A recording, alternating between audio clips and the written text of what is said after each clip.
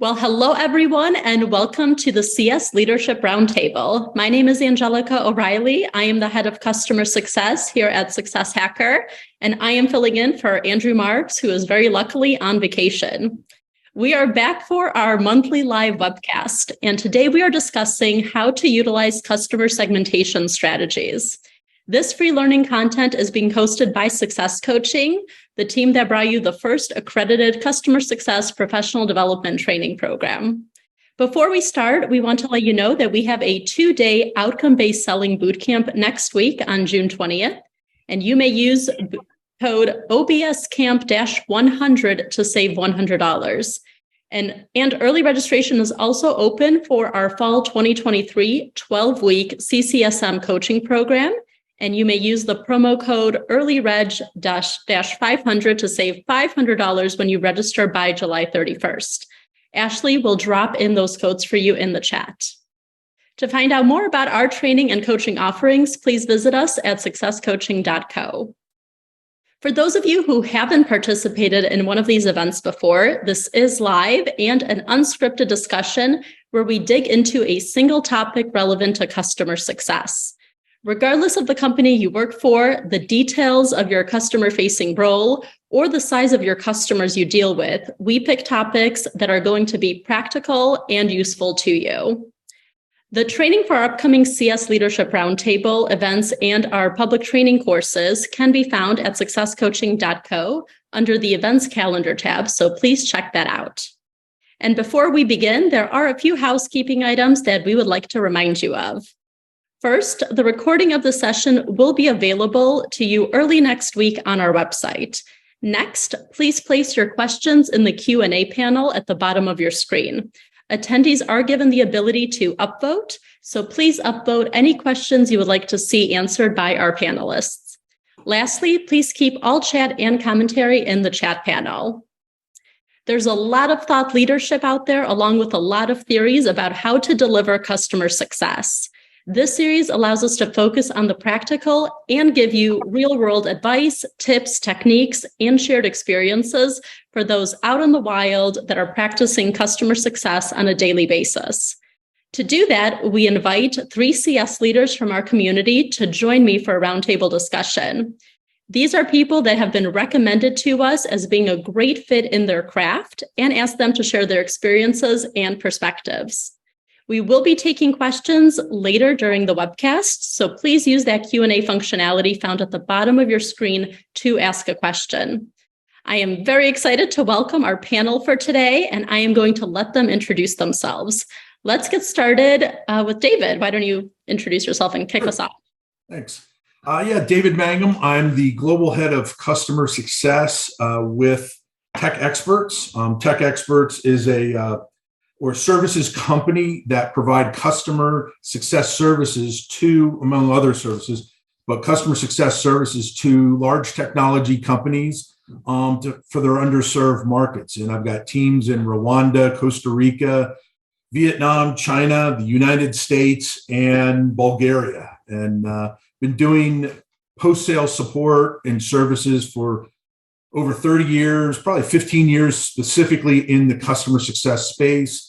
I've built teams in the healthcare industry, technology services, as well as the communications area. I'm really excited to be here today.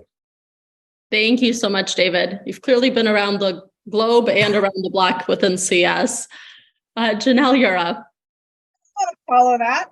Hi, everybody. I'm Jenelle Friday. I'm currently the VP of Customer Success for Forecastable. We're a startup company that focuses on streamlining and really creating process around sales pipeline, customer success renewal pipeline. But my career has been as a CSM, kind of working my way through some senior leadership roles and focusing on the day-to-day, day in the life of a CSM and helping empower and coach mentor the next generation of customer success managers. So I'm really excited to be here. Thanks for having me.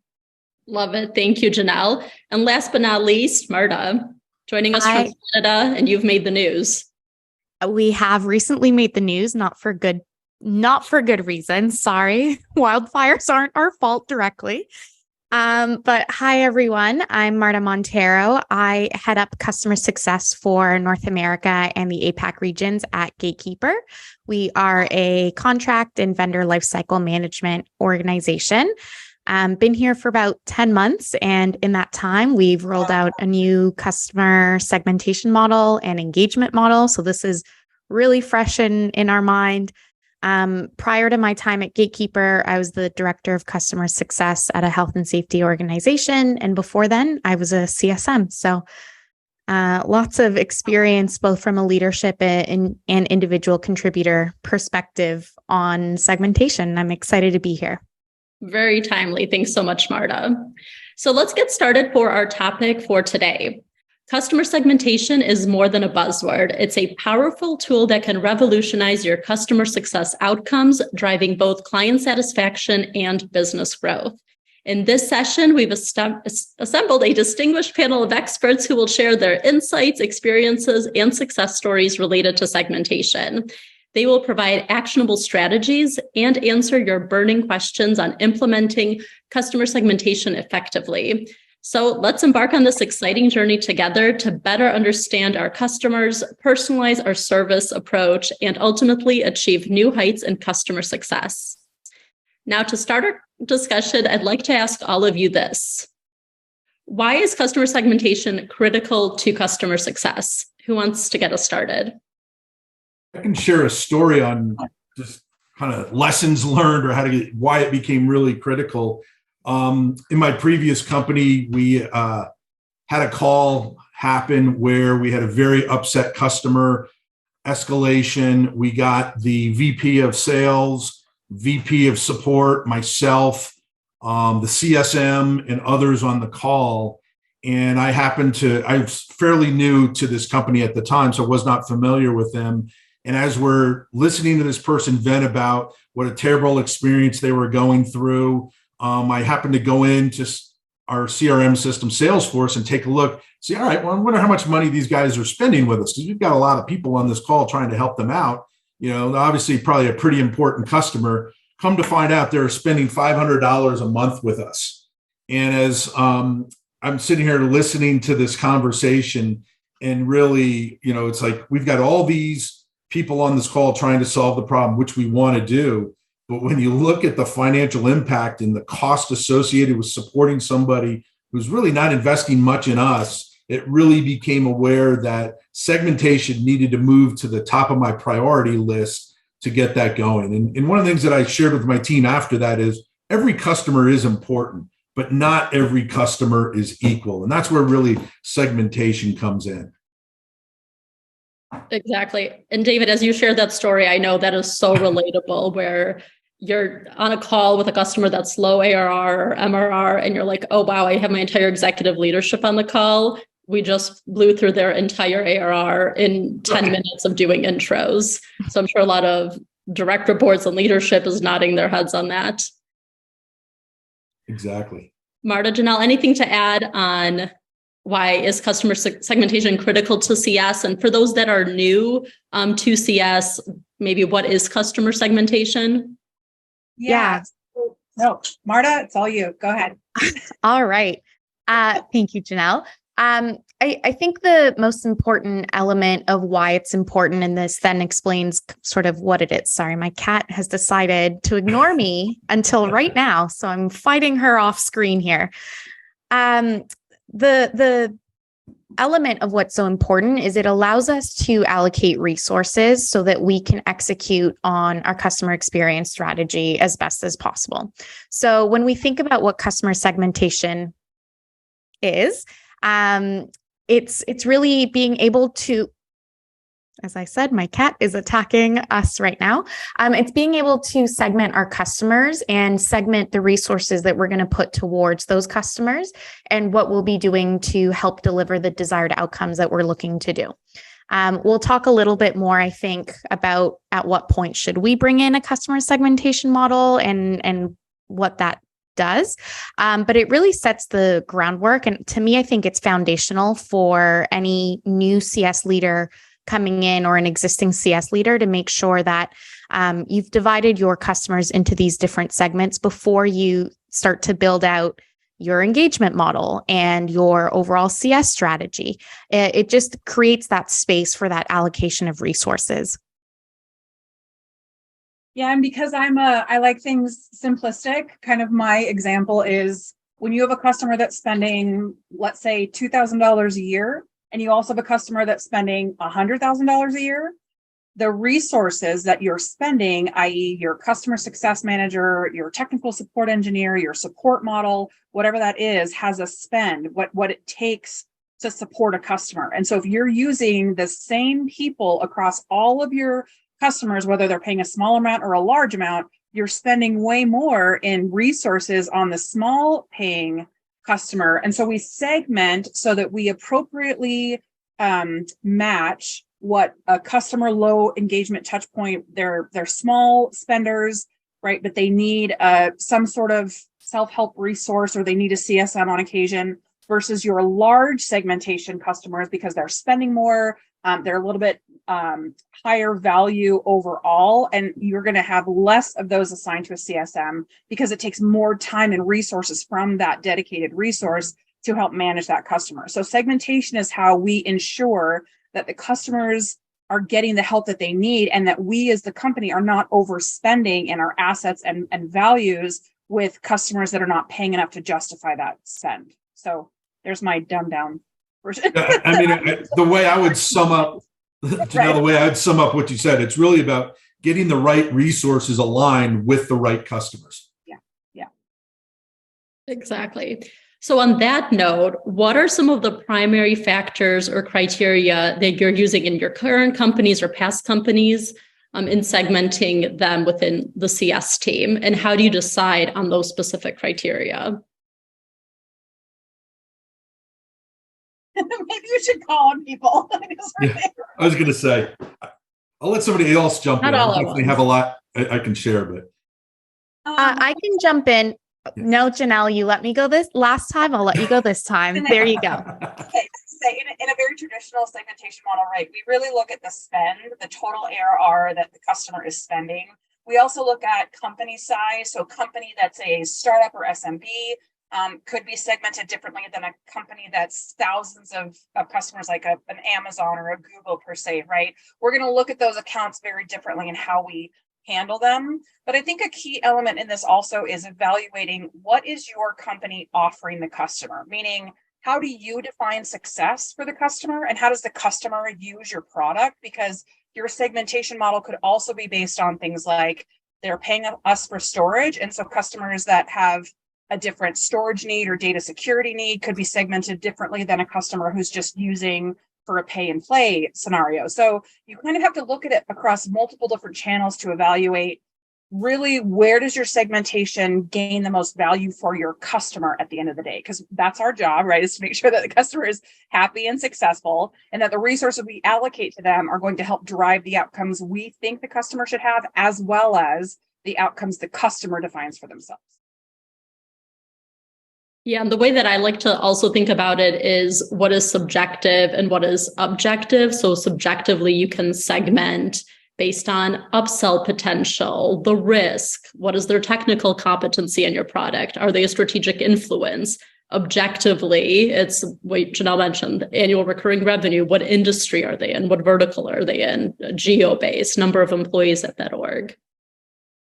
David, Marta, anything to add on the criteria and how you decide to use that criteria when you segment your orgs?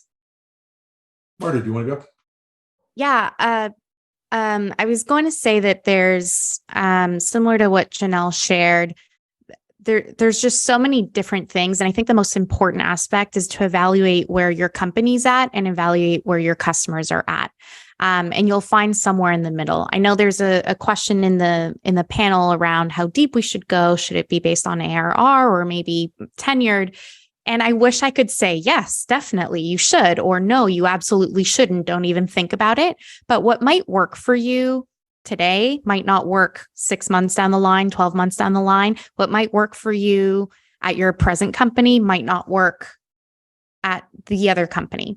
And so I think it's really important to take stock and think about what are the goals of the organization that I'm working at, and what are the goals of the customers that we're serving and we're working with, and what do I need to do to find somewhere in the middle that maximizes my company meeting their goals and maximizes the customer meeting their goals. I'd argue you help the customer meet their goals, that your company is going to meet their goals as well. You're 95% of the way there. But finding something that benefits that as much, that's a lot more effective at figuring out what your segmentation model should be over, reading a white paper and saying this. Use that as source material, but then think about and do a good audit and analysis of where you currently are at in your organization and where your customers are. No, especially about that customer success team maturity is really important to look at. If you're just getting started out, so I would say, if you're just getting started out, just keep it simple. Start with maybe one or two elements. Obviously, revenue being one of them. The other one that I think is a really good one to look at in that initial stage is, where are they in that customer journey? If somebody's in the onboarding state, they may have a higher level of engagement needs than somebody that's, you're post-adoption, you're just, in kind of that success management stage. So look at those two things, and then you can get more complex. You can look at things like profitability and all the other things that we talked about. But the other piece that I would encourage people to consider is have some flexibility within your segmentation. Because one of the things that I learned where we looked at customer health as one of the criteria as well, where if a customer went through a change in the health, so if they went from green to yellow, green to red, and they were a segment, we had 3 segments, 1, 2, and 3.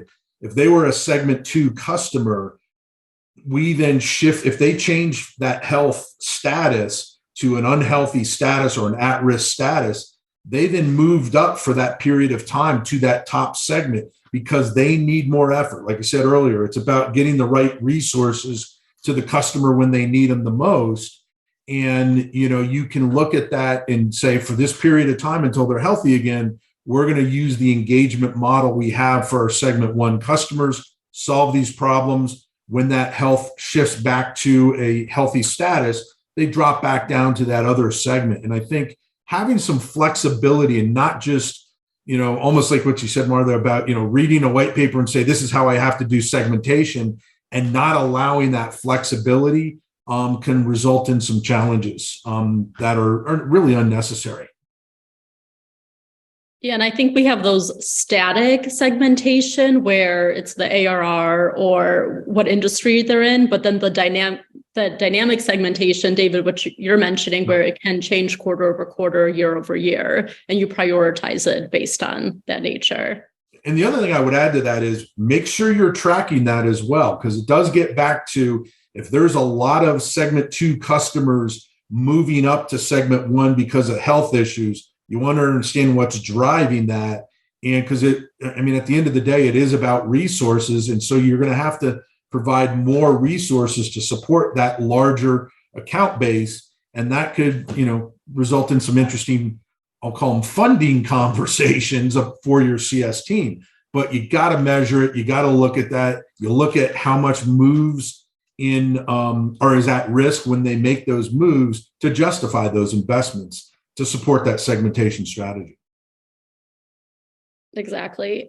So do you have specific examples to share where you've implemented the customer segmentation strategies for your team and how it impacted the team's either efficiency or effectiveness, quantitatively, qualitatively? Yeah, well, I can give an example. While I was in a higher touch segment, meaning I had less customers because our engagement was more frequent and it needed a deeper dive strategic partnership. So we were looking at the segment from a completely different perspective, which is within our segment, we could continue to segment, because when you look at a customer base, let's say of 100 customers, not all 2 customers are the same, especially within the customer journey. So when you look at a customer journey from brand new user that's going through implementation onboarding to a novice user who is working to increase their adoption numbers and really drive home the point of the partnership, to they're in that middle ground where they're really using it and they're still learning, but they're gaining momentum, all the way to an expert level customer user who's been using the platform or using your product for years, and they don't need a ton of training unless they're bringing on new staff. And those conversations are going to be very different in how your partnership can help them drive their business model. All of those segments, right, happen within a customer base. And so it's not just about determining, okay, well, we have, like David said, we have 3 segments. The first segment, each CSM is going to own anywhere between 100 and 150 customers, and their primary target is to renew. Segment 2, right, we're kind of in that middle ground where they own, maybe 60 to 75 customers, and they're really looking for low-hanging fruit so that they can not only renew those customers, but increase the dollar value of those contracts, and their touch points is a little bit more, all the way to your third tier that are high touch, anywhere from 0 to 20 accounts, and you're really deep inside those accounts. Even then, and that's kind of a base level of segmentation, within that segment, you want to be sure that you're meeting where your customers are at. We can't just treat them all the same. We really have to take a look at, within their customer journey, how can we best utilize the resources that we have? And I think someone, mentioned a digital CS offering for us that's, free in-product learning guide, so that if they want to learn a new service, they click on the guide and it walks them through, right? It's a free learning tool. But it really does beg the question of, how do we get granular so that our customers really get the most value from their complete customer journey experience, from the moment of the sale all the way through to handoff, all the way through to renewal, and hopefully a referral or a use case, something like that. So, we really got into that, and we were seeing massive results from the customers that were in the middle ground, honestly. So the new customers really loved the training and education. The customers on the far end that were senior really loved the strategic conversation we dug into. It was that middle ground that we really saw a massive impact, because we were being more thoughtful around, well, if they're using and they're not happy, we're looking for risks to, turn them into a happy, successful customer. If they already are happy, but they're struggling with adoption, we can invest more heavily into surfacing data that will help them make better decisions and drive adoption and all those things. So by looking at it from a more granular perspective, we had an incredible result to really drive better renewals and increase customer satisfaction rates. Love it. Thank you, Jenelle. Yeah, I think for one of the things that I've seen just recently in working with the customers that we do right now is when you're able to allocate those resources properly and not just either being in a reactionary mode or just focusing on one segment. What we found was, when we started engaging with that underrepresented segment of customers and doing it in a different manner. And I think, Jenelle, you may have mentioned it, or we talked earlier, it's not a one size fits all for all customers. So you have these different segmentation strategies. The goal is to be able to allow time for proactive engagement at those other levels, but not replicating the same level of effort that you do for your top tier, your high touch, super high touch customers, but still making sure that there is bandwidth and resources available for those segment 2 and maybe even the lowest segment customers, depending on your strategy. And what we found was, when we started doing that, it was a lot of low-hanging fruit. And so we proactively engaged with those mid-tier customers, reached out to determine, a health assessment, give them updates on products. And the response that we heard was, wow, this is great. This is the first time I've heard from somebody from the company that's not trying to sell me something. I'll hear from sales all the time, but the fact that you guys are reaching out to me to see how I can get more value out of my existing investment, letting me know new things about the product that I can use, and starting to get proactively engaged in building those relationships, really brought a lot of value to that. And the outcome at the end of the day that really mattered is it increased your renewal rate, but also dramatically increased their expansion revenue rate. With last year, we started doing this for a company, a large technology company, and really focusing on that, I'm going to call it mid-tier segment that they hadn't engaged with. and we grew their expansion revenue by 48%. And that was because we started engaging with those customers that nobody was calling on. They may call into support, the salesperson may call to try to sell them something, but nobody was really asking, are you guys achieving what you signed up to achieve and why you bought our software? If not, what can we do to help you achieve that? And that really made a difference. Yeah, starting to do that prescriptive discovery, prescriptive touch points with that segmentation that typically gets lost between the tech touch and the high touch. Exactly. Don't forget that middle tier. Yeah, it's like a middle child, like the forgotten one. Yeah. On that topic, I have an example where I think it's important, obviously, to talk about our successes, but also our failures. And I find sometimes failure is maybe a better teacher than success. I have an example where our segmentation went wrong. And it really ties into Matthew's question around where does digital CS fit into your segmentation model? And my perspective out of this failure is that I no longer think that digital CS should be a segment. I think it's a strategy that is part of every single segment. And the reason I think that now, and this is my philosophy, so to speak, is because I did have a purely digital CS segment. And every other segment I created was, fairly, very high touch. And this was no CSM at all. It was just our support portal. It was highly tech touch. And what we saw was exactly as David talked about in his example, we weren't asking them, we weren't prescriptive, we weren't understanding what was valuable to them. We were just being reactionary and transactional, and that wasn't customer success. And so instead, what we moved away from a tech touch, we created what we called a light touch. So they had a pooled CSM. We started implementing prescriptive surveys to understand what was important to them during implementation and during adoption and during the nurture phase, as we called it at the time, and started building automated programs that then had a little bit of a high touch element to it with their pooled CSM. And what we saw once we made that shift was a decrease in the amount of churn we were seeing and an increase in the expansion. But before then, we were nosediving. It wasn't good. It wasn't pretty. And that's why I feel very adamant that digital CS should be a part of everything. We started bringing those elements into our enterprise and our strategic segments as well. And it took the burden off some of those more transactional aspects that every CSM needs to have and focus more on the true value elements that CSMs do in every single segment. So that's something I've brought to my current organization is I don't care for a digital CS segment. Let's bring and let's operationalize CS at every single segment. And that's a super interesting philosophy of, not having its own siloed, but folding it into tech touch, mid-level, mid-tier, as well as high touch. And that, as you said, operationalizing it, but also it's way more scalable. Yeah. So when you roll out the segmentation to your customer success teams internally, how has this been part of the change management plan? And have there been any hiccups? And how do you convey and relay this to the teams internally?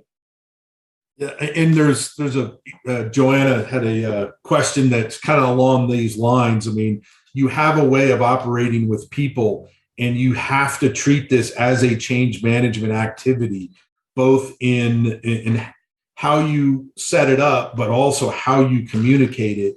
And I know, and I'm sure other people have gone through this scenario where, all right, we're now doing segmentation, and I'm used to providing, I'll call it the white glove service, identified here, and the segmentation that this customer falls in is no longer really going to be receiving that same level of service. So how do you communicate that to the customer?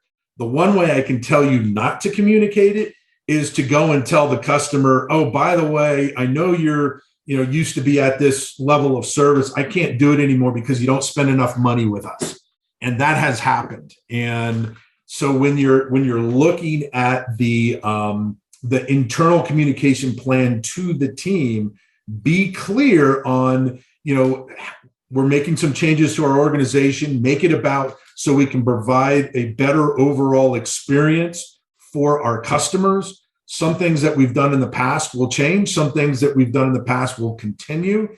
Here's what we're going to be doing now, and making sure that it's very clear what the responsibility will be. And it could also involve a change in customer success manager.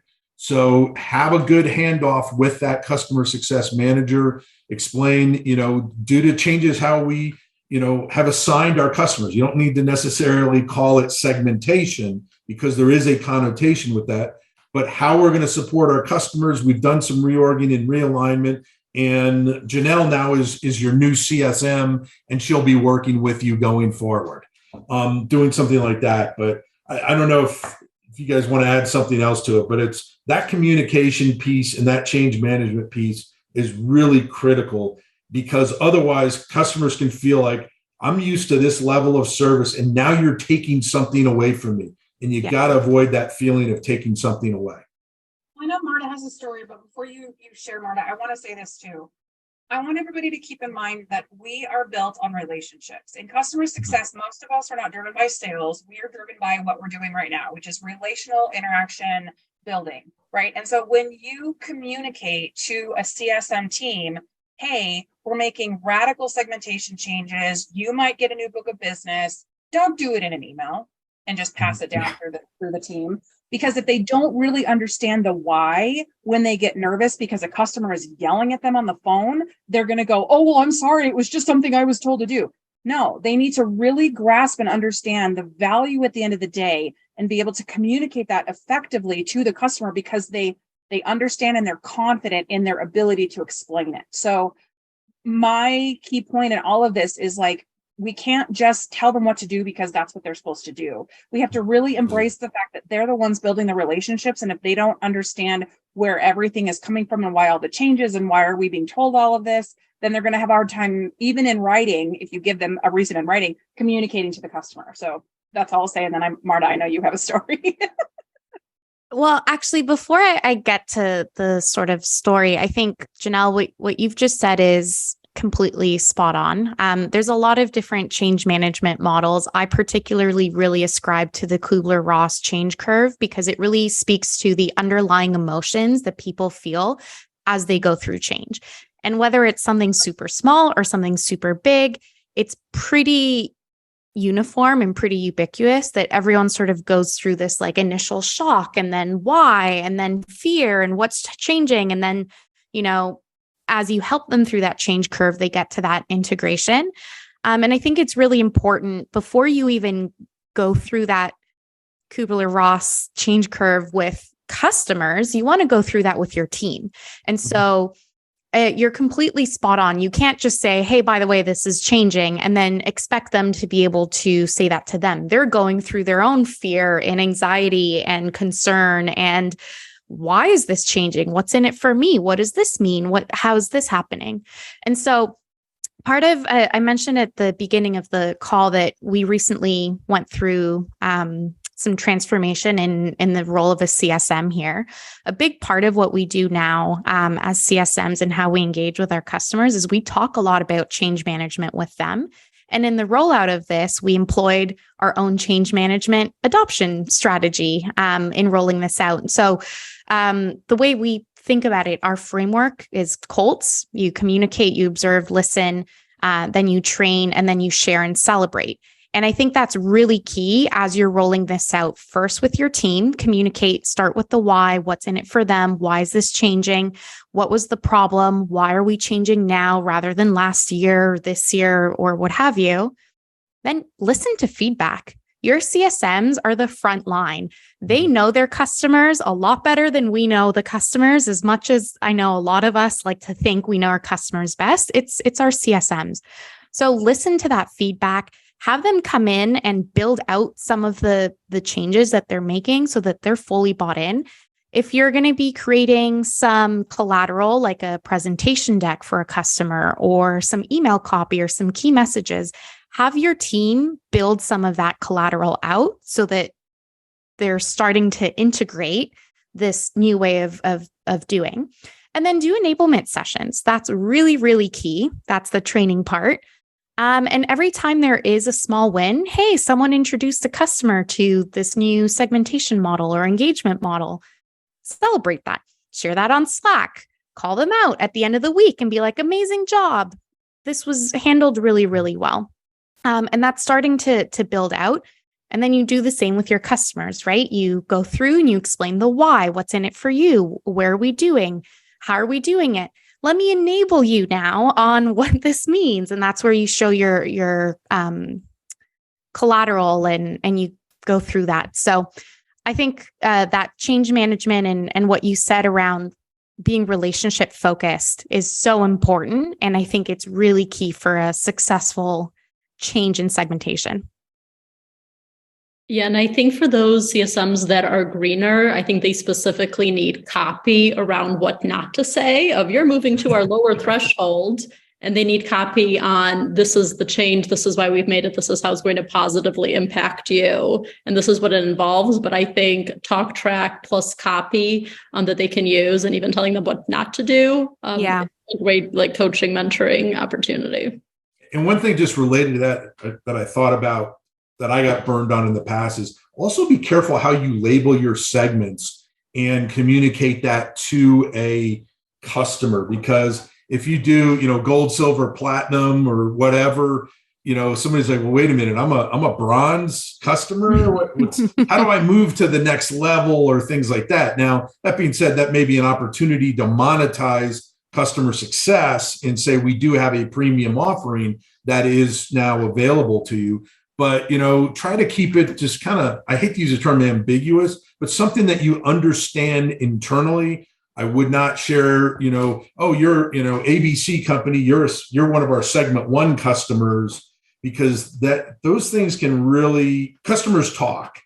And when somebody finds out, oh, I'm a segment 1 versus a segment 2, it can lead to some uncomfortable conversation. So I would be careful about sharing what segment they are. It's really about your engagement strategy and how you engage with the customer, than whether they're a segment 1, 2, or 3, a gold, silver, platinum, whatever. But definitely be aware of that, because I've seen where in the past it's like, oh yeah, you're one of our platinum customers, and for whatever reason, maybe they churn one of the products and they drop down. Things change, and they're like, oh, you're gold. Sorry, you're only a gold customer, and that can really, it can cause uncomfortable conversations. I'll just leave it at that. For sure. And I think some jargon is external and some jargon is kept internal, and you communicate that to the internal team. I'd also, Angelika, I'd like to build on the concept of we're focusing in on the CSM, right? I think segmentations win or lose based on how your CSMs handle the segmentation they're in. And so, really when you think about what it is that the lower segmentation CSMs are doing and the mid-level and the senior level, right? I think there's this really huge disconnect between the two. And I think a lot of CSMs at their lower level get frustrated because they want to move up. They want to handle less accounts. They want to be able to have a path of development. And so when you find CSMs that are new, or they're aspiring CSMs, it's their first role in that lower segmentation, now you're empowering them and helping them understand that it's through this segmentation model that you're going to grow all of the CSM muscles you need in order to be a strategic trusted advisor at the senior level. And so by helping them see that they are so valuable, because the majority of your customers are going to be in that lower segmentation. I think what's the split, like 70-30, 70% of your customers fall into the lower to mid segments, and a short amount or a smaller amount fit into the larger segments. And so because they carry such a heavy responsibility, I think sometimes companies can place more value or make the senior CSMs look glorious or whatever. But the truth is that those lower segmentation CSMs need coaching, mentoring, having exciting wins, like Marta talked about, highlighting all the positivity, because they need to be inspired to really embrace the lower segment, to learn and grow themselves, to see their path ahead. And so if your segmentations and you're throwing customers in that lower segment like they don't really matter, if the CSM feels that, they're not going to want to really put their heart and soul into it. So I think it's also how, to Marta's point, how you effectively communicate the point or the purpose of the segmentation, and then helping inspire each CSM within their own segmentations of how they can succeed, how they can grow, and how they can help their customers realize value wherever they're at in segmentation. Yeah, I think that's exactly right. That even if they are in the tech touch, lower touch, that the CSM still find it inspiring to serve that customer base and are still motivated to provide high caliber service, and they're not undermining that tier. Right. Well, because it's all theory at the end of the day. It's all things that we as leaders go, okay, this is really important, but they're the boots on the ground. They're the ones that are the front line, like Marta said. And so we're not heavily investing in our CS teams just as much as we're investing in the theory or the process or the scaling model of our customer base. Then we're really only doing half of the work. It takes a confident and a secure CSM to deliver, whether you're a low touch digital or whether you're a high touch strategic. Yeah. So we have a lot of, go ahead, David. Yeah, because we've only kind of touched on it, but I think Jenelle, you kind of hit it. You can't forget that other part of segmentation, which is clearly defining the engagement strategy for each of those segments, what the objective is, how you're good, what's the, I'm going to call it the capacity model to support that. And because if you're looking at those lower segment, that could be a good proving ground for people just getting started, and they understand that's a first step of their career and they move out. But you do need to build out what is it going to take to support your segmentation strategy from an engagement perspective, and what resources do you need, whether they're technical resources, tools, processes, et cetera, or headcount resources, really to bring this all together. You can't just do segmentation without the engagement strategy to support that segmentation, or you will fail. Exactly. I think an analogy I like to use is getting groceries and making the meal. Once you get the groceries and you segment, you then have to make the meal and make sure you have the right chefs and sous chefs to make it. So I think that's where that capacity modeling and the customer engagement strategy comes in, with what are the touch points that we're going to do and how many CSMs do we need at each tier to serve the customers. Mm-hmm. So we have a lot of great questions coming into our Q&A panel. If you guys go in, you can upvote the questions, and I will be sure to ask our panelists this. So one of the first questions we have here is, what tools do you use for customer segmentation? And this particular attendee is at a small company, and they're in the early stages of building out a CS team. So any advice for her or him or they? Sure. I mean, start with it, some type of CRM tool. I mean, it's great to have a CS tool, whether it's, Gainsight, Churn Zero, Tatango on down the line. But you need to have something to track segmentation, track those activities. And I think, the CRM tools where I've always started, having that in there, you can run reporting, you can look at trends. And then depending how deep you want to go into other aspects of utilizing tools, you can utilize that. But I would say start with your CRM tool. I completely agree. And I'll let everyone in on a little secret. We do not have a CS platform. And I've been here 10 months. And when I was like, oof, that's rough. And now I'm like, I don't miss a CS platform. I don't need one currently. That will probably change 6 to 12 months down the line. But you don't need to get too fancy with it, is essentially the importance of it. And I think that there's tools that you use to first understand and analyze your customers in figuring out what your segmentation model should look like. And then there's tools that you want to use to execute on that engagement model that will come along with your segmentation model. And so also think about it in that sense. CRM will work on both ends. When you're now at the execution stage, you're going to probably want to think about some of the automation tools that might exist out there. So maybe a marketing automation platform to automate some campaigns, perhaps an AI bot in some way, shape, or form. Think about the elements that make up your engagement model, like the account plans. What are those built off of? How do you share that with them? What's some of the collateral that you use with your customers? What are the tools that you use to build that out? I was a non-believer of AI for a really long time.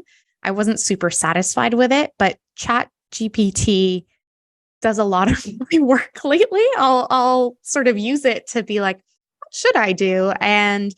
Or I'll send it key messages and it fixes it. And I'm really curious to see how generative AI, which is the type that ChatGPT sits under, is going to change the tools that we develop to execute and also figure out the the segmentation model that we want to use. I think too, because I'm seeing a couple questions on like, we're a startup or we're just starting to build out customer segmentation. And so I just want to pause for a second and say, you're not alone. And yes, it's overwhelming. And so the approach that I've used to coach is remove the company from the equation and look at the book of business like you were a CSM. When I'm a new CSM and I'm given a book of business, I have to look at all of my accounts and determine who's at risk, who's renewing, who has more money to spend, who's been with us for forever. Start at a very basic line by looking at your customer accounts through very simple lenses, like who has been with you the longest, who's spending the most money with you, who has risen their hand and said, hey, we're not happy, so they need to be put at risk. Look at very basic categories, because then you can really look at through a CRM tool, you can start to build reports on those key data points to then figure out across the board, how do you look at your customer buckets to figure out who goes where. And then once you kind of determine where your customers sit within those buckets, then you get to talk about, okay, we have our bucket of customers who spend the most, and some of them are high risk, some of them are really happy. Is that a more senior tenured CSM versus your customers that are kind of coasting? They're kind of spending all the same. There's not really a lot of growth, but that's because we haven't invested or brought in white glove service, all the way down to the digital touch points, which could be not 100% digital, right? But there could be a partnership with a company like Pendo that offer in-product free guides so that when your users are in the platform, they click on a guide and it walks them through. And then if they have an issue, they can raise their hand and they get assigned to a CSM, things like that, right? But I think sometimes we approach this from a really complicated, overwhelming perspective. And I'm going to encourage you to break it down into smaller, digestible pieces, take out the company pressure, and look at your customer base as if you were a CSM and start to identify priorities. And that's how you'll figure out what segmentation you need to start off with or you need to implement, because kind of to Dave's point, it's going to change. So as you grow, as you expand, as you evolve, all of those segmentation meetings you have are going to have to be reset and relooked at, because it's a continuously evolving, changing part of the business. So our top rated question right now is posed by Megan, so I'll read it to the group. We are at ground zero for customer segmentation and are being challenged by our leadership team to scale at all costs. However, in our efforts to date, our customers have largely ignored all digital and automated support. How can we help? Surveys, tips for adoption engagement, and they respond best to one-on-one Zoom calls, which, as we know, are not cost-effective or as scalable. Any tips on how to best segment and scale with that pressure from that leadership team? I mean, I would start with segmentation and get alignment from and we didn't really touch on this, but get alignment from the leadership team on what the criteria is for a top level account, whatever you want to call it, and start with there. And that could be, just to touch on a couple other questions, that could be ARR, that could be potential ARR, whatever that criteria is. I wouldn't get too complex on it, but start with that. And then look at, all right, what are we trying to accomplish with this segmentation? There should be some underlying reason why you want to do segmentation, whether that's, increasing retention, driving expansion revenue, understanding the why behind we're doing segmentation, then go through that exercise and see how that shifts out. And if based on your segmentation and the size of your team, once again, we're trying to bring the right resources to the right customer, you then build out that strategy, and then you look into the how best to engage with those. Because I think there will be a group of customers that need that proactive reach out where somebody is picking up the phone and calling them, or maybe sending a personal email. But it's always good to have that outreach to those top level customers. learn some things from there, some data that then can be shared through other means, which could be through a pooled resource, through webinars, through digital campaigns. But it really needs to start with that segmentation, and you got to get the buy-in from the executive team on why we need to do segmentation and what's that criteria. I was thinking too, you asked a really good question around, how can we help surveys, tips for adoption management? You're not making a lot of headway. I think something to really keep in mind is for the low touch customers, they still need to see value from your organization to want to engage. And so if it's a low touch model and there's no community platform, a database where you can house best practices, tips and tricks, and really allow your self-service customers to have a plethora, a library or resource center where that's why they need engagement. They need engagement because they have questions or they need additional training or they're not getting what they value out of the product. If you can give them those resources at a very high level, free of charge, because you're providing a customer community area, it means that they see that you're investing, you still value them, but there's no tech customer on the planet that expects to spend a certain dollar amount. It means they get 24 access to a CSF. That's never how business models work. And so if you're getting pushback from customers in your lower segments that are like, well, I want one-on-one time, well, then maybe you need to spend a little bit more because that's how we monetize the value, since you don't say this, you're not spending so much, but you see what I'm saying? It's like you really have to show your lower tiered customers that you value them just the same, but your approach to empowering them is a very different approach. And I think the key point that you made there, Jenelle, all the communication has to bring value to the customer. So look at it from the customer's perspective of, are they going to look at this and say, hey, I learned something new, or I now understand how better to use my product. If you're just saying, hey, you're throwing emails out there, and more importantly, you're asking them for information, that's going to fail. You got to deliver value to them in every type of engagement. Because you're just one of many. You are one of however many vendors your customer is having to talk to and have a QBR with and have a one-on-one checkpoint with. You're one of many. And so if your touch points don't add real value, they're going to slowly start to check off reasons of why they don't want to hear from you, why they don't want to talk to you, why they don't want to engage in a specific way. So we really, because the market is so thick with organizations that are trying to add value to business, we have to then be ahead of the curve and be proactive, ensuring that each touch point, like to Dave's point, has value to the customer, which keeps them coming back. I think this is a great opportunity to have a customer advisory board about how customers want to engage with you and what they see as valuable. I think, we can definitely think, maybe video, maybe this, maybe whatever. Maybe actually the product is just so complex for the level that the customers are at that the only way they can figure it out is if someone is explaining their exact specific configuration. We won't know that if we don't go to the customer directly and ask and get their feedback on why they prefer these one-on-one Zoom calls. And then translating that to the executive team. Part of creating buy-in with the executive team is also sometimes bringing them back down to reality on the reality of the situation. This might be a problem way beyond customer success. It might have to do with just the way the product functions altogether. So starting and doing that research with your customers, with the customer advisory board would be my suggestion. I love that. As well as maybe even a full-blown voice of the customer program that's part of. Yeah. Getting to the surveys and things like that and looking at, you hit the nail on the head there. How do customers want to be communicated to? How do you reach them where they're going to get value?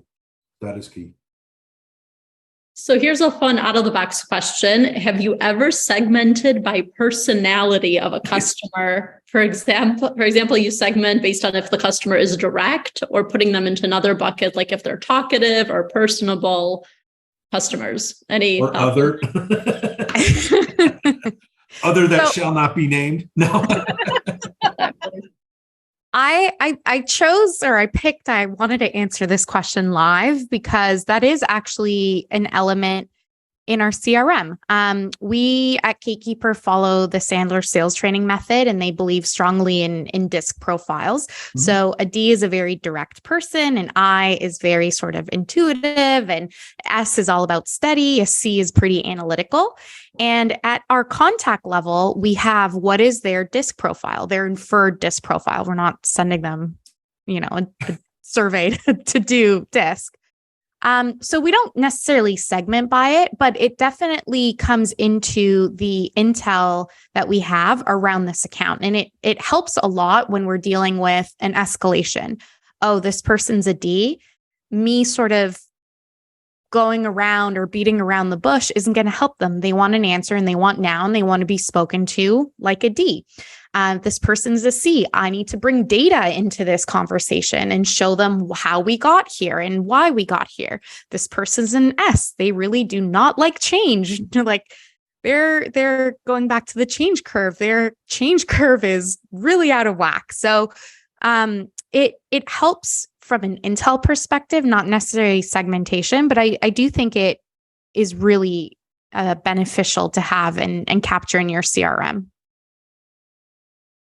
And there's actually a really cool tool that you can download through a Chrome extension that will show you the DISC profile of the customer prospect that you're talking to based on their email address, because it will read the languaging that they're using and the tone and the sentiments. And then it will show you whether they're inquisitive or talkative. It's super cool. That's amazing. I'll have to ask you for the name of that later, Angelika. I want that. Yeah, I think that's getting added to our tech stack. And I think it's free, but then I'm sure they have an enterprise solution. But I've used it. I love it. I think the struggle with putting personalities into segmentation is how many times have you reached out to a customer and they're like, "Oh, he's no longer here." Yeah. And they've not even told you. Right? So you got to be really careful how you segment around specific people or personalities, because there's revolving doors in our business and we don't always get the heads up, especially in customer success, if they've left and who their replacement is. And so the segmentation really does need to be focused on the contract itself and the customer's presence and how they're interactive with the partnership with your company. But I think to Marta's point, right, my husband's actually a DISC administrator, and so I'm very familiar.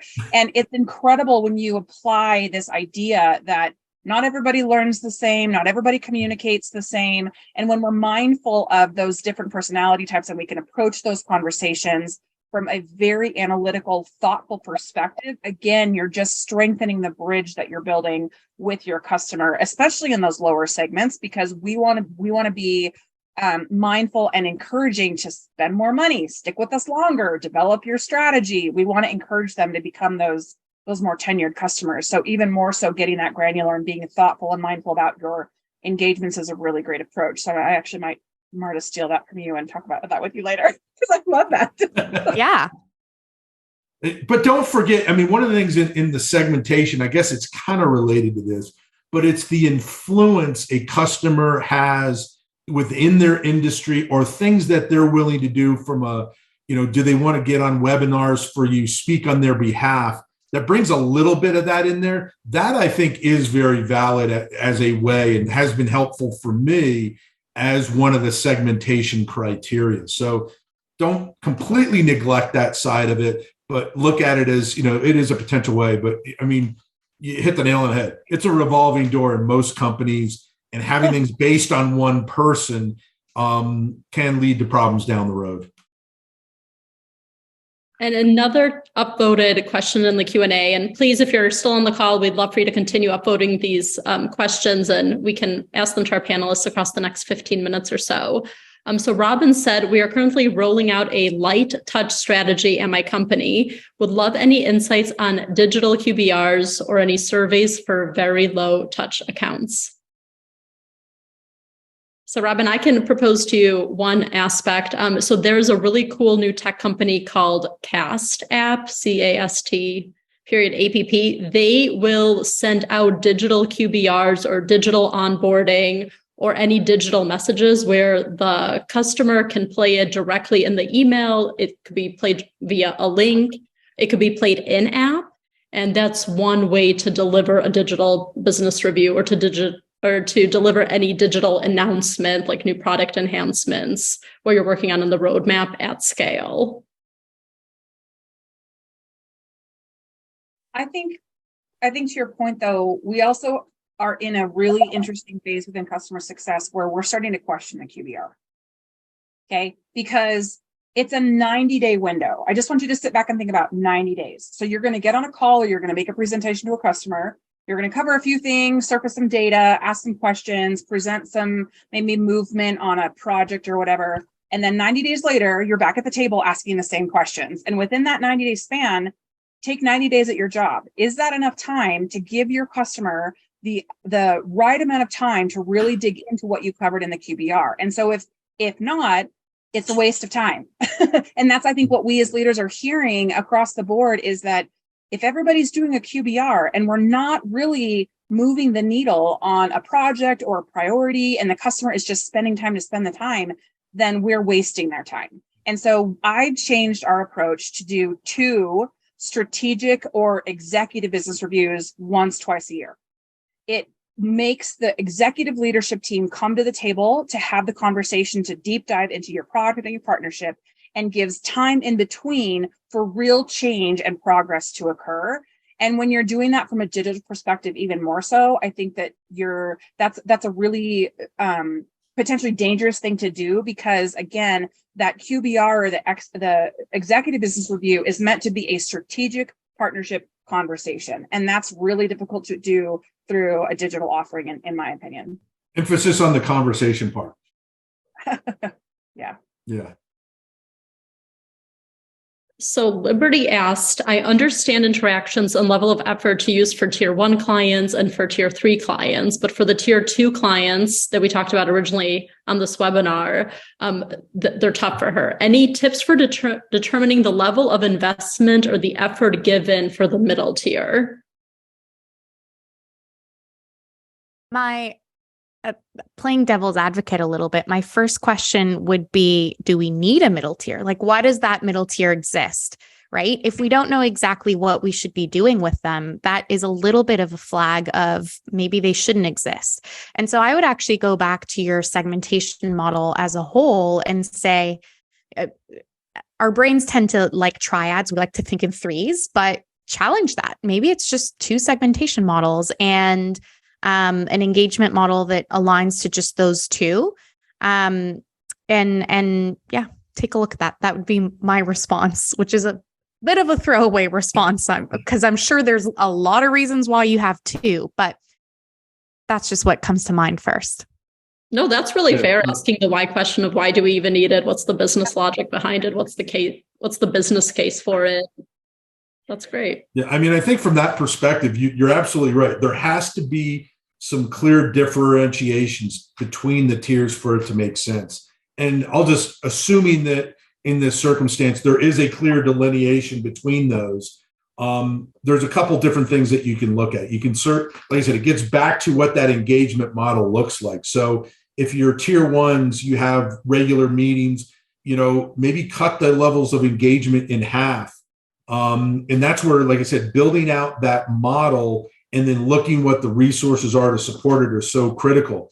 I know in my world, especially my world now with tech experts, if it makes sense, look at potentially outsourcing some of that activity to somebody that can do it in a more cost-effective manner. Or if you have, if you're a global company and you have a location where your labor costs are lower, maybe create a pooled CSM team in one of those lower cost areas. Is one of the key things that I look at for my customers. We can provide a much higher level of coverage at a much lower cost because of the locations we're located, versus just having a CSM team in, the Bay Area or Colorado, whatever. And maybe that makes sense.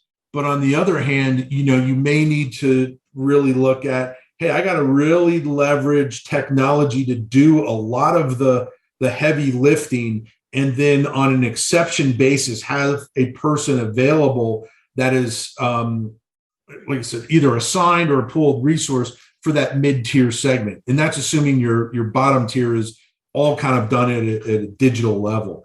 But I think you really need to look at what are the needs of that segment, What's that engagement strategy look like? And then finally, what is the investment it takes to execute on that engagement strategy? Combining technology with people is really powerful, and you got to find the right mix. But it is something that I think works well for that segment 2 customer base. Yeah. And David, I like your outside the box idea of like, hey, don't forget there is customer success as a service where you can outsource it to a different company, going to different parts of the world where labor costs are 3 to 10x less expensive on that pool. Those are all great ideas. I mean, that model exists really well in the customer support area. Now we're seeing it in the customer success area. And there's a whole other discussion to have about, if it's the right fit or not, and happy to have that discussion with anybody. But it is something that prior to my current role, I looked at because I struggled with how do we cover these accounts when I've got 2,000 plus accounts and it doesn't make sense. All right, maybe there's a lower cost way of doing it and still have that personal touch or that human touch. Yeah. So last question from Matt. And he's asking, how are you thinking about pairing revenue segments and customer journey segments? So he mentioned that his org has defined revenue segments that sales and CS align their teams on. And he said, I would like our org to also deploy customer segments by customer journey, which we talked earlier about. Jenelle, I think you mentioned it. With revenue segments paired with customer journey segments, he's hopeful that his CSM team can have more balanced books and leadership can assign net retention targets that are challenging yet realistic. So do the panelists have any stories on how they've paired the revenue segments and the customer journey segments? Yeah, well, first of all, I want to say thumbs up to looking at sales and CS as a partnership. It's Absolutely. something that I have a little bit of a pedestal on. I love to talk about because I don't talk about it enough. But for this one specifically, I think your segmentation within a segmentation, right? Your customer journey segmentation can be done in each segmentation that you have of the customer. So if you have account executives aligned with CSMs and they're based on a segmentation of a dollar threshold. So I've been at a company where the dollar threshold was $250,000. If the deal was higher then the AE would partner with a CSM that fell within that segment. Within that segment, then, when a new customer came on board versus a customer that I inherited because they've been with the organization for, let's say, 7 to 8 years, the AE is new, right? He's been assigned to the segment, and we're dealing with novice and expert level users. That's where the segmentation comes into play, but still aligning with the initial ARR being the primary driver or determination of the segment everybody falls into. Thank you for that, Jenelle. Well, we are at the end of the hour. I want to thank all of our guests for joining me today. Marta, David, Jenelle, you guys have all been exceptional. Love all of your insights. One final note, great CSMs know that they don't have all the answers, but they know where to get them. That's why we created our CS Leadership Roundtable to harness the knowledge and experience of the community to help improve everyone.